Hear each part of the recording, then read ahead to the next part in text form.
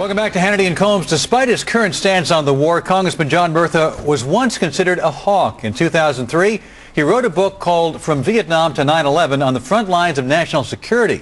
In 2004, he wrote an epilogue to the original version. And take a look at what he said about the war in Iraq. He said a war initiated on faulty intelligence must not be followed by a premature withdrawal of our troops based on a political timetable. An untimely exit could rapidly devolve into a civil war, which would leave America's foreign policy in disarray as countries question not only America's judgment, but also its perseverance. Does that sound like the John Murtha we now know? Well, joining us to debate it, Paul Rieckhoff, an Iraq War veteran and author of the book Chasing Ghosts, and Vince Micco, who also served in Iraq. He's now running as a Republican in New Jersey's 9th Congressional District. I welcome you both. Look, I think, Vince, you could spin this either way. He did not say anything different. He said that we should get out of Iraq consistent with the safety of the troops. He didn't come up with a specific timetable.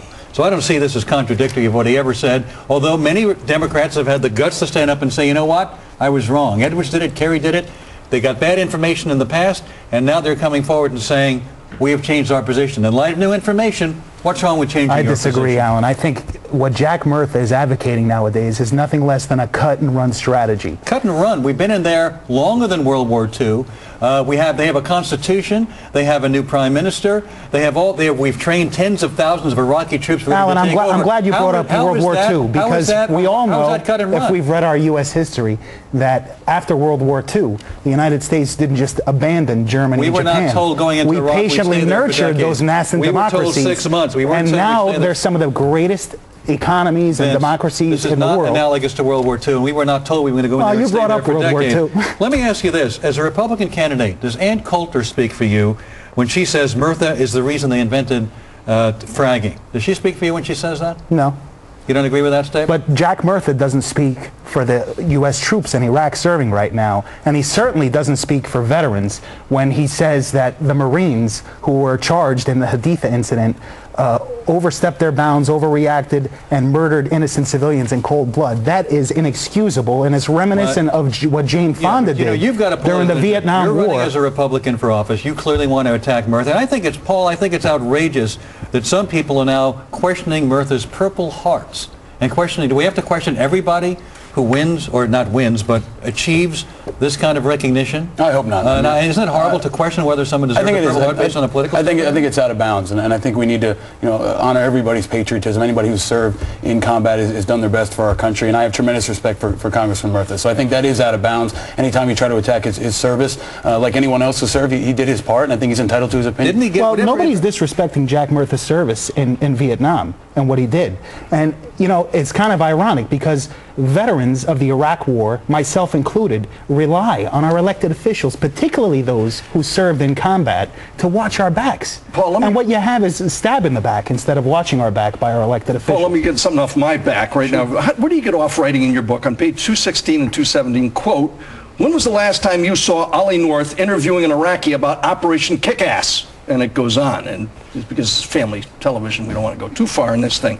But you need to watch more Fox News. I've interviewed lots of Iraqis, and I've asked lots of Iraqis how they feel about American troops being there. And the Iraqis broadly, as you know, and you know, Paul, you know that they don't want us to simply pick up and leave, correct? I do agree. I do agree. What I think we need is to hear more about the perspective of the Iraqis. I know you have been there, and I think it's a tremendous testament to you that you do go there. But we need to hear from everyone more about what the Iraqis feel, because they're not one monolithic group. I think some of them want us out, some of them want us to stay. I also disagree with the position Congressman Murtha has taken. I think he's out way too far, too fast on Hannity. We don't know what's happened. The investigation has not run its course. He's not judge and jury. So I think we need to be careful about judging people in the court of public opinion.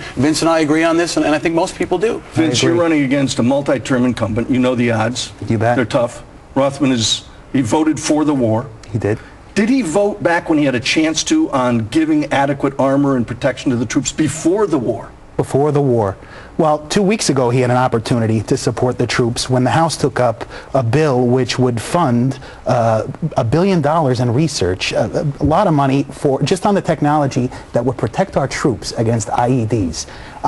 Ali, you know that the biggest source of casualties in Iraq and injuries are the IEDs. These cowardly ragtag insurgents, if you want to call them that, they don't have the guts to face us militarily. They hide in dark corners and blow up car bombs in the middle of the street for the TV cameras. And Congressman Rothman, my opponent, had the opportunity to vote to fund technology to protect our troops, technology to up-armor our Humvees, and to pay for armored personnel carriers. And failed to do so. And failed to do so because he's part of this cut-and-run chorus spearheaded by Jack Murtha, regrettably. Paul, what's your solution?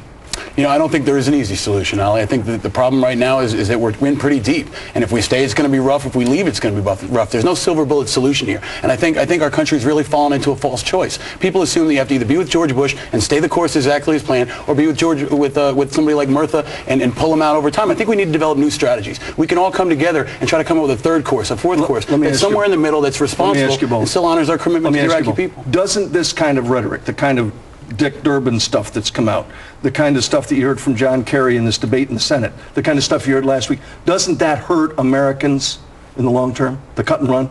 I think it would. I think if we cut and run, but I think we need to have an honest debate. I think guys like me and Vince need to be a part of it. Those of us who've been on the ground are terrible part of having a real dialogue. To all the troops that served in Iraq, especially not the service to those. Not allowed to speak out in this country. It's not cut and run. It's terrible disservice to those who were injured in Iraq because it's being hijacked by politicians like Jack Murtha, I think the who politicians has announced his political